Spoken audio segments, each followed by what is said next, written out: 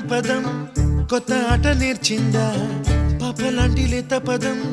పాఠశాలగా కూనలమ్మ జానపదం పల్లె దాటి వచ్చిందా చవళిల జానతనం పాట చూపగా కుంచెలో దాగే చిత్రాలు ఎదురొచ్చేలా అంత